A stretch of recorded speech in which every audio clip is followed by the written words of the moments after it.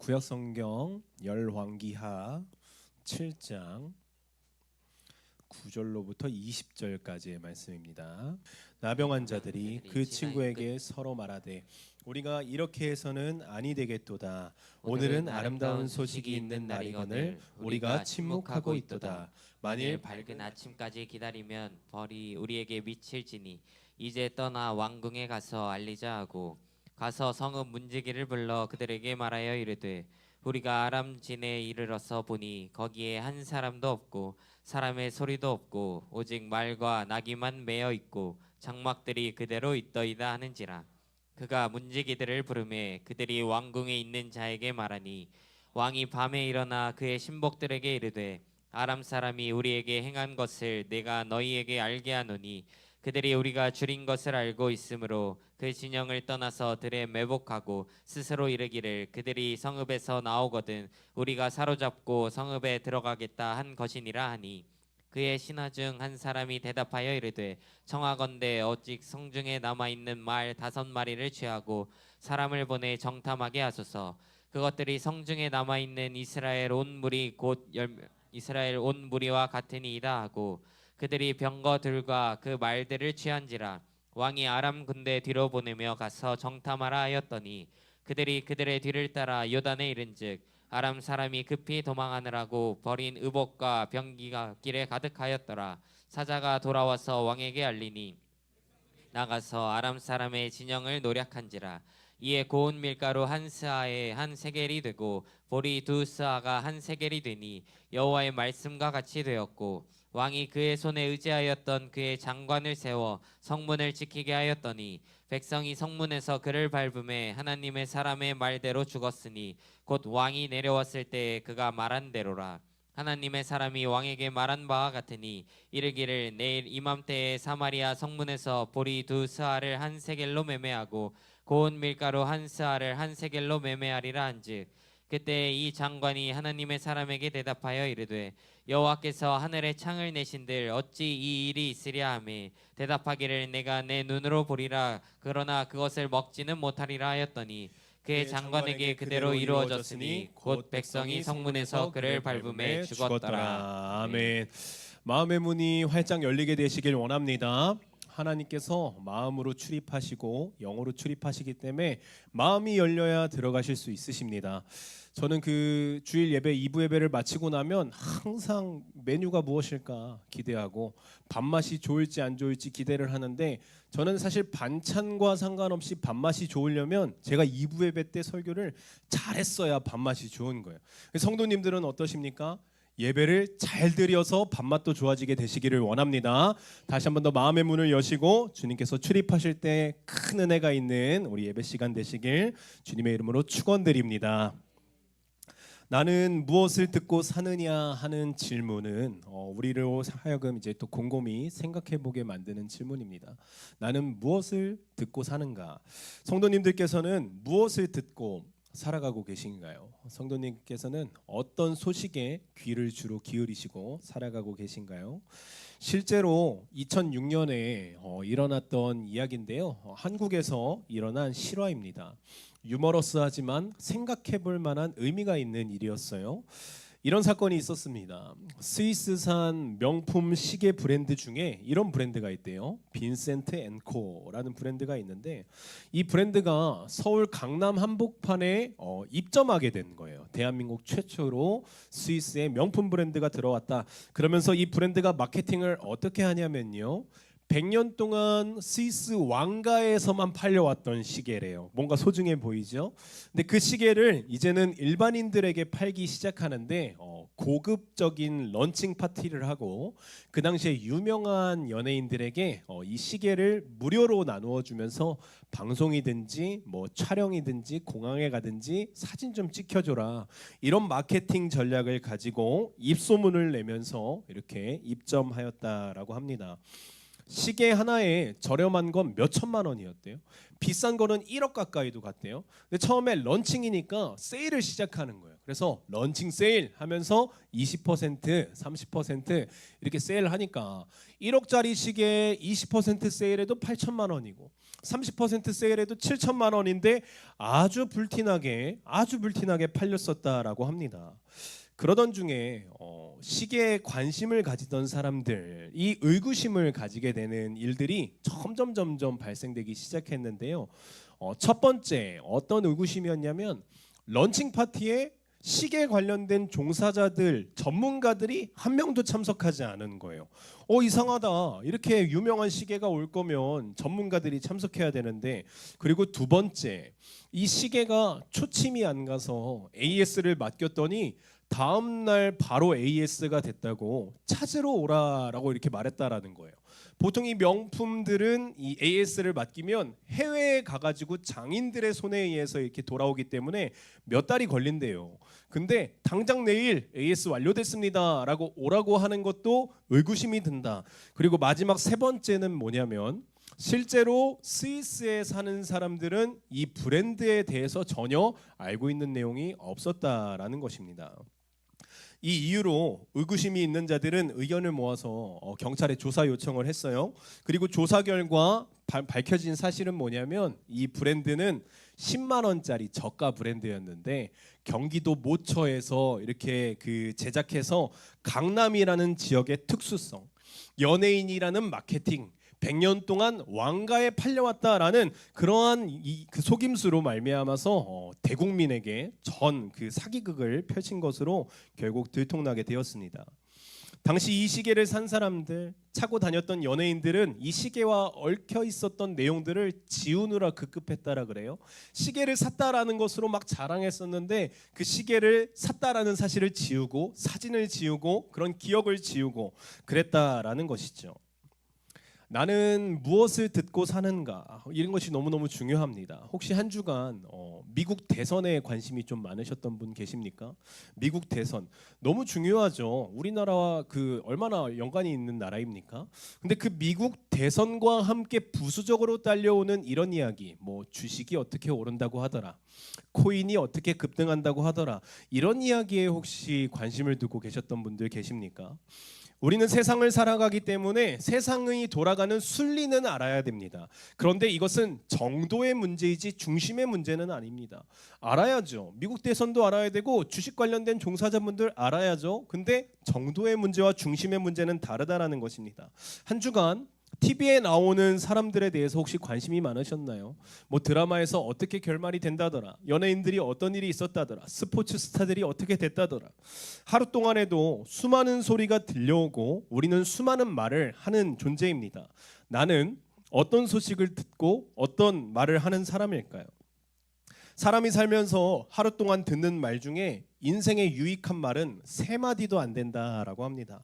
반대로 내가 하는 말 중에서도 유익한 말은 3마디 채 넘지 않는다 그래요. 유익한 말이 뭐가 있겠습니까? 이 정도 아니겠습니까? 사랑한다, 고맙다, 미안하다. 그것도 진심이 담겨 있을 때 이것이 효과가 발행되는 것이지, 혹시 겉모습만 한다면 유익한 말, 어떤 것을 듣고 우리는 어떤 말로 유익하게 할까요? 유익한 것에 집중하고 유익한 말을 하는 사람, 중요한 것을 듣고 중요한 것을 말하는 사람, 이 사람이 저와 여러분이 되기를 원합니다. 오늘 본문은 접촉하고 싶지 않은 사람을 통해서 전해지는 아름다운 소식에 대한 이야기가 기록되어 있습니다. 접촉하고 싶지 않은 사람, 접촉하고 싶지 않은 사람이 누굴까요? 오늘 본문에 그 나병 환자가 등장을 해요. 이들은 본문 9절 이렇게 기록되어 있습니다. 제가 한번 읽어드릴게요. 나병 환자들이 그 친구에게 서로 말하되 우리가 이렇게 해서는 아니 되겠도다. 오늘은 아름다운 소식이 있는 날이거늘 우리가 침묵하고 있도다. 만일 밝은 아침까지 기다리면 벌이 우리에게 미칠지니 이제 떠나 왕궁에 가서 알리자라고 서로 이야기하고 있는 대목이 9절에 기록되어 있습니다. 복음은 우리가 직접 전하지 않아도 결국 전해지게 될 것입니다. 꼭 오지의 선교사로 우리가 가지 않아도 그곳에 주님께서 전하고자만 하신다면 전하실 수 있는 분이 전능하신 하나님이시기 때문입니다. 우리 주님은 저와 여러분의 도움이 없이도 충분히 복음을 전하실 수 있고 충분히 주님이심을 나타내실 수 있으십니다. 주님께서는 결정적으로 약속하신 날에 재림하실 것이죠. 재림하는 날에는 보고 싶지 않아도 그 누구라도 예수님을 보게 될 것입니다. 믿는 사람이면 고대하겠지만 믿지 않는 자들도 원하지 않더라도 그분의 오심을 보게 될 것입니다. 그렇다면 복음이 왔어요? 복음이 실제 재림했어요? 그 자리에 믿는 사람으로 그 순간을 보느냐, 믿지 않는 사람으로 그 순간을 보느냐라는 것은 아주 큰 차이가 있는 것입니다. 세상은 언제나 아름다운 소식을 성가셔합니다. 그러나 조금은 덜 집중해도 될 것 같은 소식들, 명품이라는 소식들, 그 미국 대선과 연결되어 있는 수많은 이야기들, 그런 것들은 우리가 관심을 가지고 있는 것이 사실입니다. 한번 생각해 보세요. 주식을 하지 않더라도 이거 상한가 친다더라, 마치 로또 복권과 같이 이거 당첨된다더라, 주식을 사지 않더라도 마음에 조금이라도 곱씹어 보게 되는 것이 이런 물질에 관련된 이야기 아닙니까? 나도 한번 사볼까?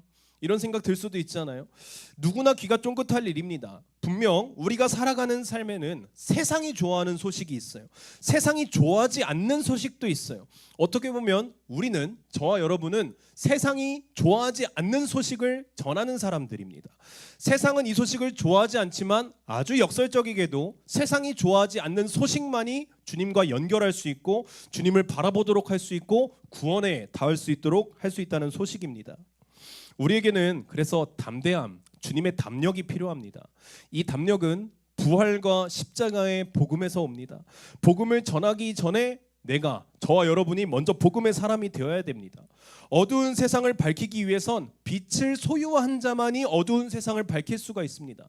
요한복음 1장 5절 말씀에 이렇게 되어 있어요. 빛이 어둠에 비치되 어둠이 깨닫지 못하더라 라고 되어 있습니다. 세상은요, 빛이 아주 강력하게 비춰도 깨닫지 못하는 것이 세상입니다. 그런데요, 걱정하지 마십시오. 어둠이 깨닫지 못하더라도 주님께서 하실 일이십니다. 누가복음 1장 78절 79절에 보니까 이는 우리 하나님의 긍휼로 인함이라 이로써 돋는 해가 위로부터 우리에게 임하여 어둠과 죽음의 그늘에 앉은 자에게 비치고 우리의 발을 평강의 길로 인도하시리로다.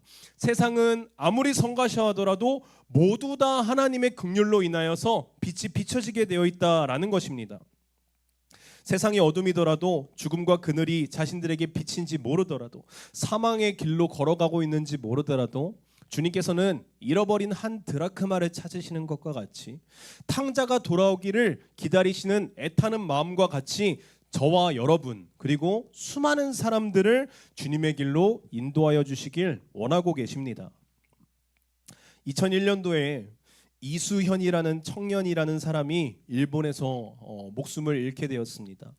이 사건을 기억하시는 분들은 계시겠지만 이 청년의 죽음은 일본 열도를 눈물의 바다로 만든 사건이었습니다. 저는 지금 한국과 일본의 관계가 그렇게 좋지도 그렇게 안 좋지도 않은 외교적으로는 평탄한 그런 우호적인 관계에 있다라고 생각합니다. 그런데 20년 전으로 돌이켜 봤을 때 한일전의 축구 경기가 뜨거웠던 이유는 우리가 비단 스포츠가 즐거웠기 때문은 아니었을 것입니다. 한일전이 뜨거웠던 이유, 우리가 열광하였던 이유는 이미 우리는 다 알고 있는 마음에 품어있는 이야기가 있습니다. 2001년 1월 26일 날 견문을 높이고자 모교 고려대학교를 휴학하고 일본으로 유학길에 오른 이 이수현이라는 청년은 일본의 지하철역에서 취객 한 명이 비틀비틀 거리는 모습을 보고 결국 선로에 떨어진 모습을 보고 주저함 없이 선로로 뛰어들어서 이 취객을 구하고자 애썼습니다. 아마 아시는 분들은 고개를 끄덕이시는데 결과는 그렇게 좋은 일은 아니었습니다. 들어오는 열차 그 취객과 함께 이수연이라는 청년은 그 자리에서 운명을 달리하게 되었기 때문입니다. 일본 사람들은 평소에 개인주의이며 남에게 피해주지 말자라는 관습이 강한 사람들입니다.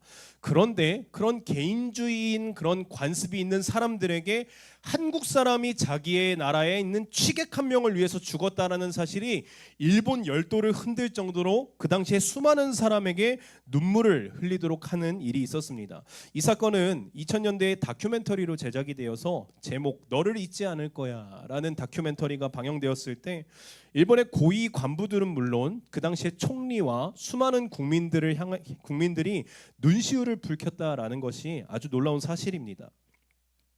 진심을 다한 의인 한 사람의 죽음은요, 어떤 관계에 있는 사람이든 그 사람의 마음을 움직일 수 있고 그 사람의 마음을 바꿀 수가 있습니다.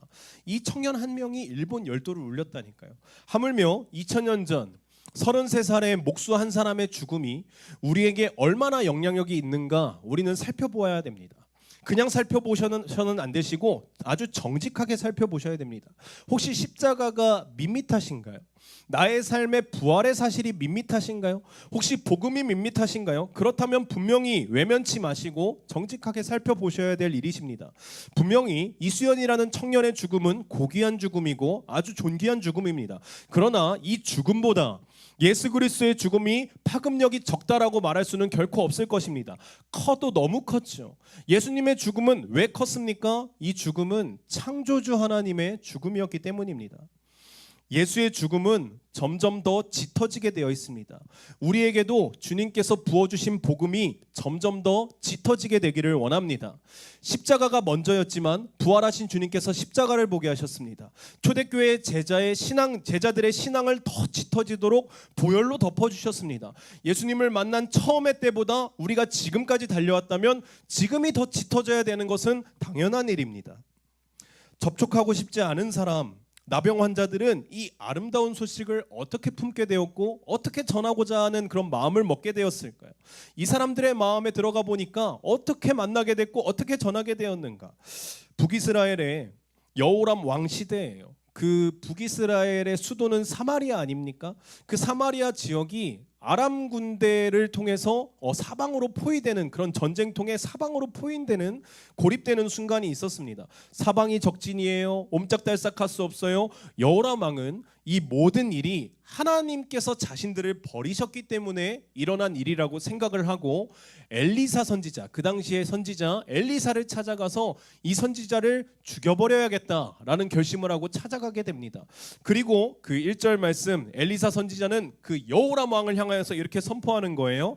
엘리사가 이르되 여호와의 말씀을 들을지어다. 여호와께서 이르시되 내일 이맘때에 사마리아 성문에서 고운 밀가루 한 쌀을 한 세겔로 매매하고 보리 두 쌀을 한 세겔로 매매하리라 라고 말합니다.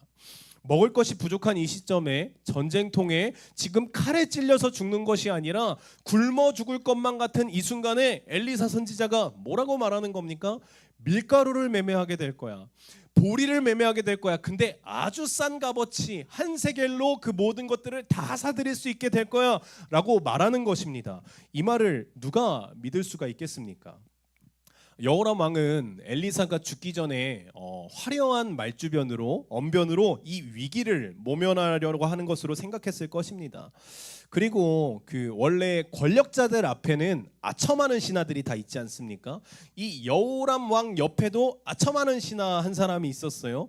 근데 그 아첨하는 신하들의 특징은 뭐냐면 다 하나같이 보면 교만합니다.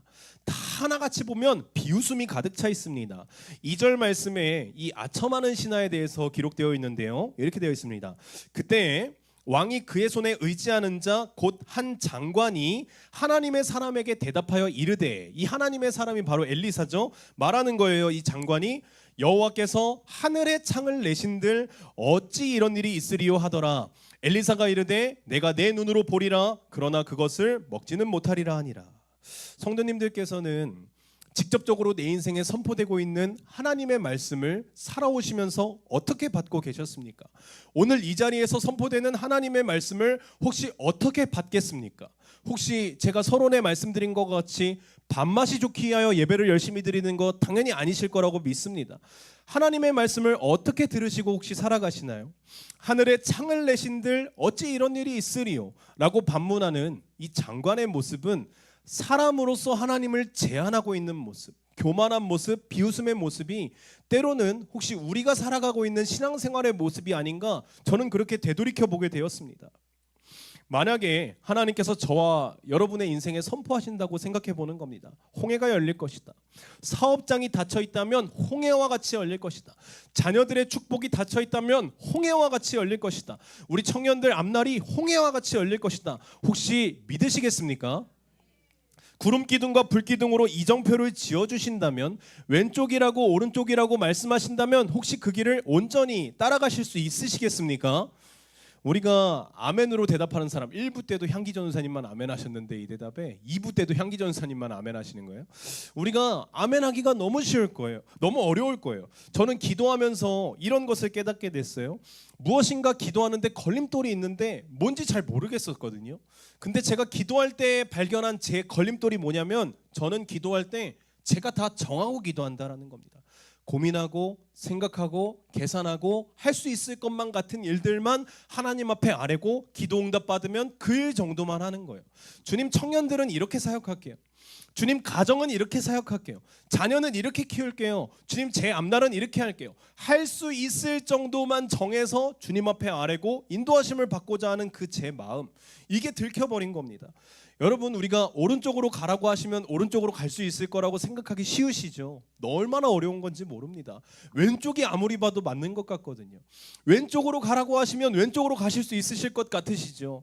그런데 왜 우리는 기도하지 않을까요? 무엇이든지 기도하면 구하는 것은 다 받은 줄로 믿으라고 하셨는데 왜 우리는 기도하지 않을까요? 하나님 고쳐주세요, 고쳐주세요 기도하고 왜 우리는 기도 응답을 확인하지 않을까요? 분명히 고쳐주실 하나님이신데. 우리의 믿음은 때로는 의심과 때로는 하나님을 향한 불신앙이 있는지도 돌이켜보게 됩니다. 오늘 당장 밤새 그물을 던졌어도 허탕이었어요. 다시 한번 주님께서 던져보라고 하신다면 던져보실 용의가 있으시겠습니까?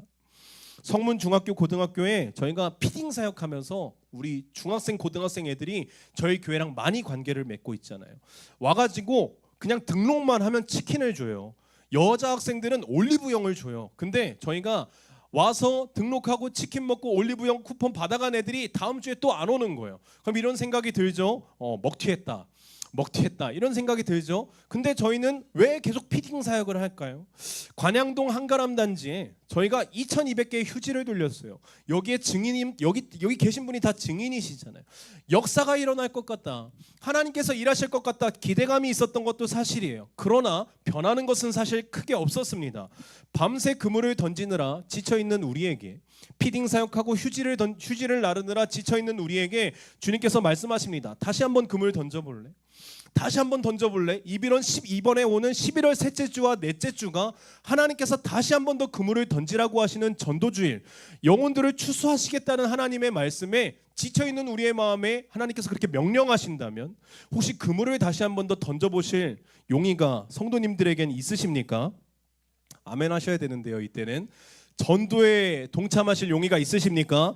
지쳐있더라도 그물을 던지실 수 있으시겠습니까? 믿음은 보이지 않는 것들의 실상입니다. 결과물이 믿음을 입증하지 않습니다. 중심이 믿음을 입증합니다. 우리 앞에 보여지는 열매가 없더라도 중심이 주님을 향해 있는 우리 중심이 있다면 그것은 열매 맺은 인생이 되는 것입니다. 장관은 비웃습니다. 하늘의 여신들 되겠느냐. 우리의 삶의 석천교회의 그 신앙의 행복 가운데, 사역의 행복 가운데 수많은 교회들이, 수많은 목사님들이 걱정하실 수도 있어요. 석천교회 이렇게 되겠느냐. 근데 하나님께서 하늘을 여시면 다 되는 것인데 어찌 우리가 하나님을 제한하겠습니까? 장관의 비웃음을 넘어서 나병 환자들이 등장해요. 이 나병 환자들을 저희는 좀 집중해서 보게 되길 원합니다. 3절 말씀이에요. 성문 어귀에 나병 환자 4사람이 있는데 그 친구에게 서로 말하되 우리가 어찌하여 여기 앉아서 죽기를 기다리겠느냐라고 서로 말하는 거예요. 이 서로 말하는 거예요. 차라리 우리 어차피 먹을 것도 여기 이스라엘 사마리아 성 안에 없고 나가서 먹을 거라도 찾아보자. 엘리사가 밀가루랑 보리가 뭐 한 세겔에 팔린다고 하는데 우리 내일까지 기다릴 것도 없이 어차피 여기서도 죽는 거, 어차피 굶어 죽는 거 아람 진영에 가서 받아주면 거기서 곡식 먹고 칼에 찔리면 거기서 죽자. 그렇게 나병 환자들이 대화를 하는 겁니다. 이 나병이라는 의미가 주는 의미가 무슨 의미입니까? 부정한 사람 아닙니까? 부정한 사람. 세상에서는 절망의 인생이요, 죽음만 기다리고 있는 인생이요, 굶어 죽으나 칼에 찔려 죽으나가 아니라 사실은 나병에 걸렸다는 것만으로도 이미 죽은 인생과 같은 것이 이들의 신분이었습니다. 묵상 영성의 대가 강준민 목사님이라는 분이 계신데요. 이분이 책을 쓰셨어요. 벼랑 끝에서 웃게 하시는 하나님의 은혜라는 책이 있습니다. 우리 책 한번 띄워주시면요. 이 책의 서문에 대한 내용을 제가 좀 짧게 소개해드리려고 합니다. 벼랑 끝에서 웃게 하시는 하나님의 은혜 소개해드리겠습니다. 벼랑 끝에 서는 것은 축복입니다. 저는 벼랑 끝에서 하나님을 가장 깊이 체험했습니다. 벼랑 끝은 위험한 장소였지만 그 벼랑 끝에서 새로운 문이 열리는 기회를 만났습니다. 위기가 기회로 변한 곳이 벼랑 끝이었습니다. 하나의 문이 닫히면 또 다른 문이 열리는 것처럼 벼랑 끝에서 새로운 문이 열리는 경험을 했습니다. 그러나 누구나 벼랑 끝에서 그런 경험을 하는 것은 아닙니다. 벼랑 끝에서 하나님의 은혜를 받아 누린 사람들은 벼랑 끝에서 올바로 반응하는 사람들입니다. 벼랑 끝에 섰을 때 원망과 불평으로 반응하지 않고 오히려 감사, 기쁨, 믿음, 기도 그리고 준비로 반응한 사람들에게 벼랑 끝은 축복의 장소가 됩니다. 나병 환자들의 인생이야말로 벼랑 끝 아니었습니까? 어차피 죽을 인생이잖아요. 더 정확하게 말하면 저와 여러분이 주님을 만난 장소가 벼랑 끝 아니었습니까? 우린 원래 사형수였잖아요. 죄의 삭은 사망이었는데. 복음은 정말 예수님만이 참 소망이라고 고백하는 사람들의 것입니다. 복음은 그 누구의 것이 아니에요. 저 사람의 것, 저 사람의 것이 아니라 이 자리 중에서도 예수님만이 참 소망이다 고백하는 사람만이 복음을 소유할 수 있습니다. 아람 군대는 하나님께서 환청으로 듣게 하신 거대한 군대 소리로 이미 다 도망간 지 오래였어요. 사마리아를 포위하고 있던 군대가 도망간 진영에는 금은보화는 물론 먹을 음식도 넘쳐났습니다. 나병 환자들은 굶어 죽을 위기에 처해 있었지만 하룻밤 사이에 더 이상 먹지도 못할 만큼의 곡식을 안게 됐고 더 이상 누리지도 못할 만큼의 금은보화를 품에 누리게 되었습니다. 그러다 불현듯 생각이 납니다. 사마리아에 자신들을 외면했던 사람들, 자신은 외면한 존재였고 부정한 자라고 차별당하는 존재였지만 그 사람들이 생각나는 거예요. 이상하게 가족이었지 않나? 우리 동족이었지 않나? 그 사람들이 생각나는 겁니다. 그리고 그렇게 고백한 말씀이 바로 오늘 읽었던 9절 말씀입니다. 우리 같이 9절 말씀 같이 한 번 더 읽어보겠습니다. 시작. 나병 환자들이 그 친구에게 서로 말하되 우리가 이렇게 해서는 아니 되겠도다. 오늘은 아름다운 소식이 있는 날이거늘 우리가 침묵하고 있도다. 만일 밝은 아침까지 기다리면 벌이 우리에게 미칠지니 이제 떠나 왕궁에 가서 알리자 하고. 아멘. 좋은 소식은 나누어야 합니다. 복음은 전해야 합니다. 나병 환자들이 자신이 외면당한 곳에 가서 또 전하기를 시작하는 것입니다. 그냥 모른 채 해도 되잖아요. 외면당했으니까 모른 채 해도 되잖아요. 자신을 천대한 곳에 가서 아름다운 소식을 전하기 시작합니다. 왜 그랬을까요? 하나님께서 정말 하늘의 보고를 여신 것을 보았기 때문입니다. 엘리사의 예언과 같이 하늘의 창을 여신들 되겠느냐 하는 사람들이 있었지만 진짜 되는 것을 보았기 때문입니다. 진짜를 본 사람은 진짜를 본 사람답게 살아갑니다. 복음을 만난 사람은 복음을 만난 사람답게 살아갑니다. 외면당한 곳에서 다시 한번 주님의 이름으로 서게 되시길 축복합니다. 성도님들께서 복음을 전하시느라 실패한 장소에서 다시 한번 더 담력을 얻고 주님의 이름으로 서게 되시기를 주님의 이름으로 축원드립니다. 그 사람들은 의심하고 또 의심할 거예요. 그 사람들은 복음을 듣고 외면하고 또 외면할 거예요. 며칠째 굶주린 여호람 왕도 성문을 열고 나가기만 하면은 그냥 먹는 거예요. 열고 나가기만 하면 전쟁은 끝이 나는 거예요. 그런데 끝까지 의심하는 모습을 보입니다. 12절 말씀인데요. 읽어드리겠습니다. 왕이 밤에 일어나 그의 신복들에게 이르되 아람 사람이 우리에게 행한 것을 내가 너희에게 알게 하노니 그들이 우리가 줄인 것을 알고 있으므로 그 진영을 떠나서 들에 매복하고 스스로 이르기를 그들이 성읍에서 나오거든 우리가 사로잡고 성읍에 들어가겠다 하니라. 이 말이 무슨 말입니까? 지금 아람 사람들 매복하는 거다. 병법에서 매복이라는 병법이 있지 않습니까? 매복하는 거다. 누구를 통해서요? 이 나병 환자를 통해서 우리를 속이고 나가는 순간 우리는 다 죽어버릴 거야. 성읍이 다 전멸당해 버릴 거야. 의심하고 또 의심합니다. 왕이니까 의심해야죠. 왕이니까 결정 잘못하면 백성들 다 죽는 거잖아요. 그러니까 의심 충분히 해야죠. 복음은요, 고려해보고 믿어야 하는 것이 당연한 것입니다. 혹시 성도님들 가운데서도 복음을 그냥 믿고 있다 고려해보시는 은혜가 또 있게 되시길 원합니다. 주님이 진짜이신지 아닌지 고려해보고 믿지 않는다면, 그냥 주일날 교회만 온다면 이 신앙은 더 두터운 신앙으로 나아가실 수가 없습니다. 예수의 소문이 들려야 가치관을 바꿀 수 있는 기회가 생깁니다. 어찌 성문을 여는 것이 자신의 가치관을 바꾸는 것과 같은 건데 문을 열고 나아갈 수 있겠습니까? 근데 전하는 자가 없다면 성문을 열 수도 없는 거예요. 나병 환자들이 없다면 여호람 왕은 나갈 수가 없는 겁니다. 하나님께서는 굳게 닫혀있는 가치관이라는 성문, 자기중심적이라는 성문, 고집이라는 성문을 묘하게 열어가실 때가 있으십니다. 전도 집회 간증을 들어보면 이런 집회 간증들이 너무너무 많아요. 간증하시는 분이 나오셔서 대번 이렇게 시작하시는 거예요. 저는 예수의 예자도 싫었다고요. 저는 교회라면 질색하는 사람이었다고. 다 그렇게 시작하시는 거예요. 그런데 마지막에 뭐라고 말씀하시냐면 그날따라 왜 그 말씀에 기대고 싶은지요? 그날따라 왜 우울했는데 그 말씀이 자꾸 생각나는지요? 전도 집회가 이렇게 은혜로 흘러갑니다. 하나님께서는 이상하고 묘하게 섭리하셔서 마음의 문을 여시는 분이세요. 저는 이것을 하나님의 시간, 하나님의 카이로스, 하나님께서 그분을 다루시는 시간이라고 생각합니다. 아마 이 자리에 계신 분들도 묘하게 예수님의 예자도 싫었는데, 교회의 교자도 싫었는데, 이상하게 저분이 그리워지고, 이상하게 전도하는 사람이 생각나고, 이상하게 말씀이 생각나서 이 자리에 계신 분 없지 않으실 거라 저는 생각합니다.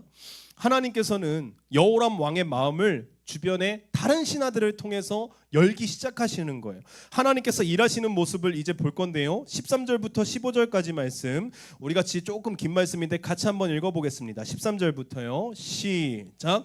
그의 신하 중 한 사람이 대답하여 이르되 청하건대 아직 성중에 남아있는 말 5마리를 취하고 사람을 보내 정탐하게 하소서.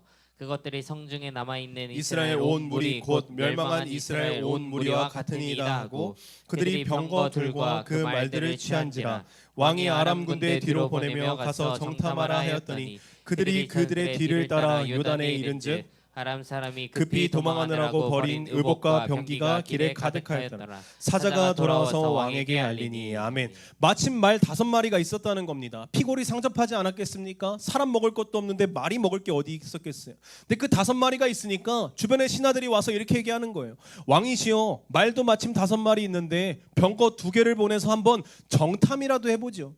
저 나병한 자들의 말이 진짜인지 확인이라도 한번 해보죠. 한번 확인해 보는 거는 중요한 것 아니겠습니까? 담임 목사님께서 저희 성문고등학교 고등학교 3학년 학생들에게 자주 이런 말씀을 하셨다라고 해요. 이런 얘기입니다.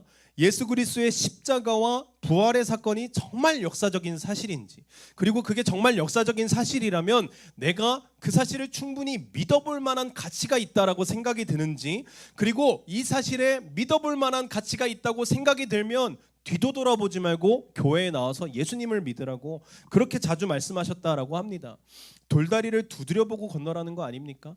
깨질 때까지 정말 확인하고 더 확인해서 예수님이 실존하시는지 하셨는지 진짜 하나님이신지 확인하고 믿으라는 것 아니겠습니까? 5마리의 말로 병거를 만들어서 정탐하니까 나병 환자들의 말이 진짜예요. 진짜 아람 군대가 다 떠나갔어요. 진영이 텅텅 비었습니다. 여호람 왕이 성문을 개방하죠. 백성들에게 자유를 줍니다.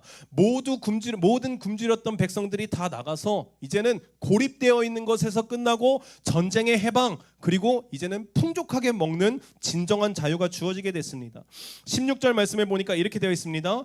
백성들이 나가서 아람 사람의 진영을 노력한지라 이에 고운 밀가루 한 사에 한 세겔이 되고 보리 2수아에 한 세겔이 되니 여호와의 말씀과 같이 되었고, 어제까지만 하여도 불가능할 것만 같이 보였던 일들이 하루아침에 실현되는 것을 우리는 볼 수 있습니다. 수많은 사람들은 엘리사가 말주변을 통하여서 목숨을 부지하기 위하여서 위기를 모면하는 것이다 라는 것에 고개를 끄덕였을 것입니다.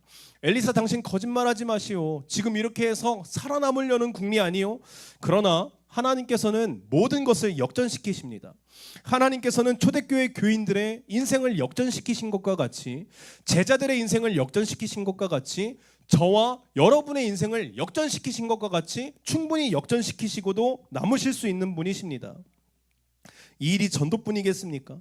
벼랑 끝에서 만나시는 하나님의 은혜가 주님을 영접하는 순간뿐이겠습니까?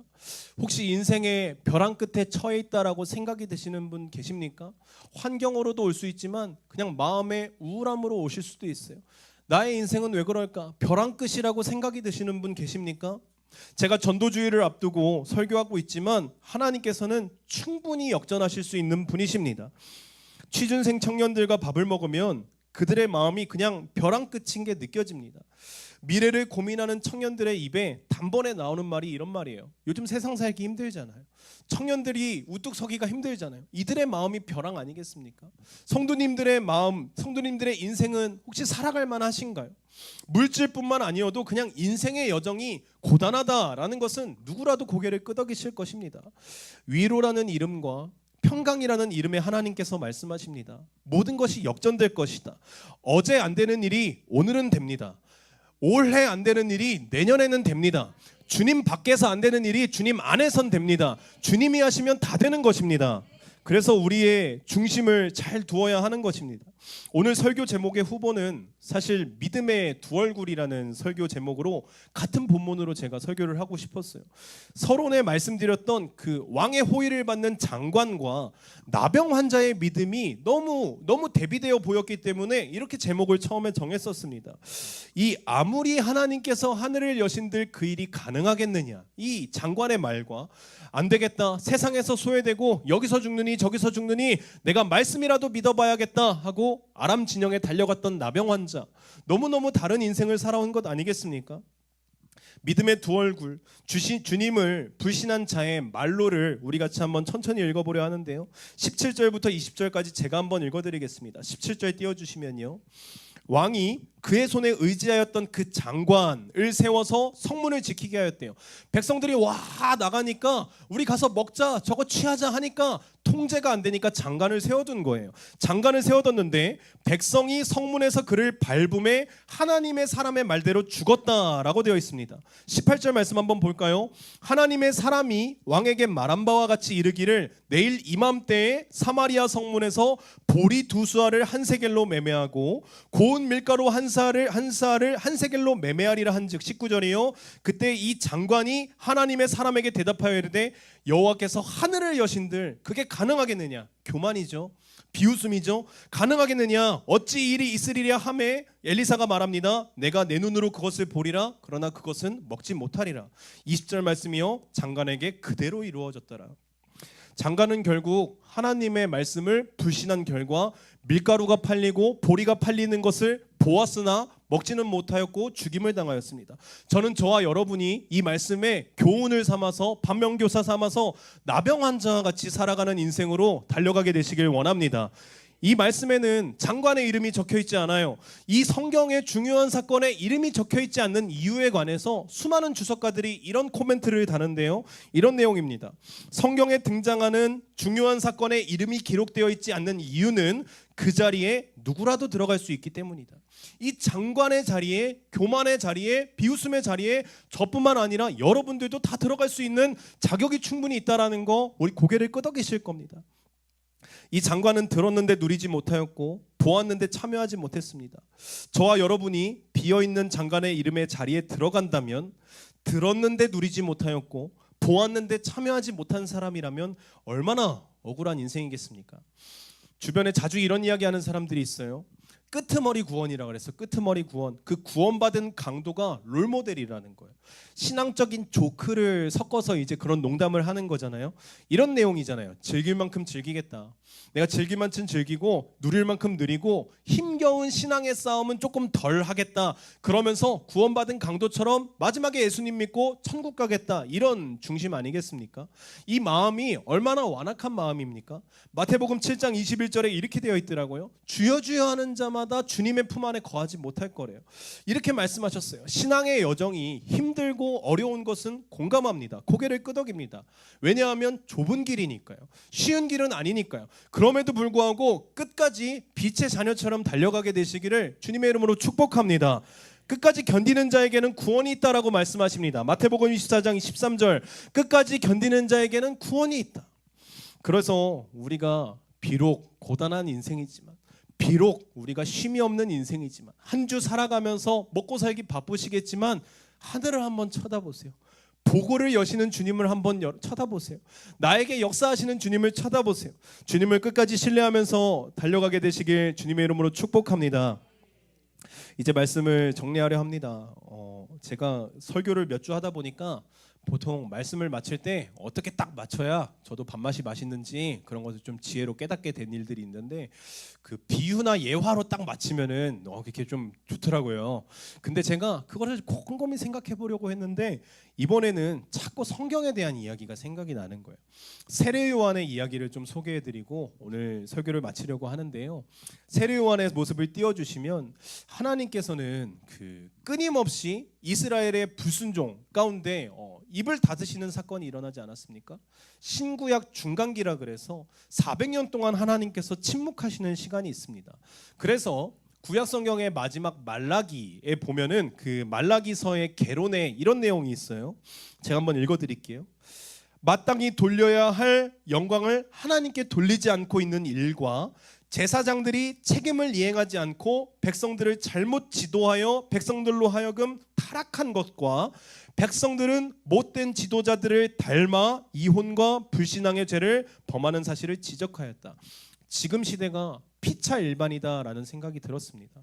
마땅히 돌려야 할 영광을 하나님께 돌리지 않는 시대, 개인주의라는 이름으로 인권이라는 이름으로 하나님의 질서를 파괴하고 있는 시대, 제사장들은 책임을 이행하지 않는데요. 근데 요즘 시대는 어떨까요? 과거에는 목사님 하면은 불신자분들도 다 예의 차리고 품행 차렸다고 하시는데 요즘에는 목사님 하면은 욕이라도 안 먹으면 다행이지 않나 이런 생각이 드는 시대입니다. 타락, 이혼, 불신앙, 음란함, 정욕, 쾌락 이런 거는 말할 것도 없이 엄청나게 만연해 있는 시대입니다. 400년 동안 하나님께서 침묵하셨을 때 하나님의 마음은 어떠셨을까요? 편하셨을까요? 안 볼란다. 그냥 침묵이나 할란다. 내가 이 인간 세상을 어떻게 하든지 안 볼란다. 그러셨을까요? 성도님들께서 자녀분들을 침묵으로 훈육해 보신 적 혹시 다 있으시겠죠? 아마 다 침묵으로 훈육해 보신 적 있으실 거예요.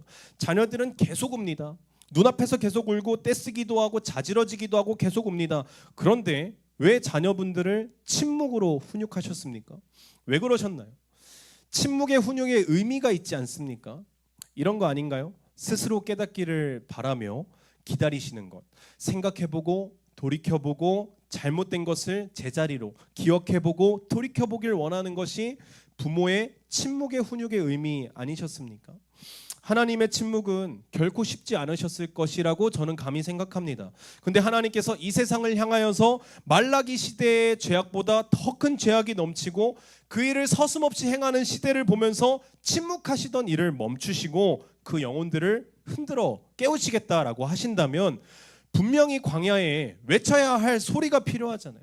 이 시대에 세례 요한이 필요하잖아요. 여러분들 주변에 가족들을 흔들어 깨워야 될 그 소리가 필요하지 않겠습니까? 그 자리로 저와 여러분을 한 주간 보내시겠다라고 하시는 겁니다. 구약 성경에 한 가지의 줄기로 흐르는 것이 예수님의 예언의 줄기입니다. 근데 이 예수님의 예언의 줄기를 뒷받침하는 그 보좌하는 줄기는 아름다운 소식을 전하는 자의 소리, 바로 세례 요한의 줄기입니다. 이 세례 요한의 줄기 말씀을 마지막으로 소개해드리고 오늘 예배를 마칠 건데요. 이사야 40장 9절에서 11절 제가 한번 읽어드릴게요. 이렇게 되어 있습니다. 아름다운 소식을 시온에 전하는 자여 너는 높은 산에 오르라. 아름다운 소식을 예루살렘에 전하는 자여 너는 힘써 소리를 높이라. 다음 절이요 10절. 보라 주 여호와께서 강한 자로 임하실 것이다. 친히 그의 팔로 다스리실 것이다. 상급이 있을 것이다. 11절이요 그는 목자같이 양떼를 먹이시며 인도하실 것이다. 아름다운 소식을 전하시기 위하여 오르기 어려운 산도 오르게 되시기를 원합니다. 아름다운 소식을 힘써 외치시기 위하여서 여러분들 주변 친지에게 다가서시는 한 주간이 되시길 원합니다.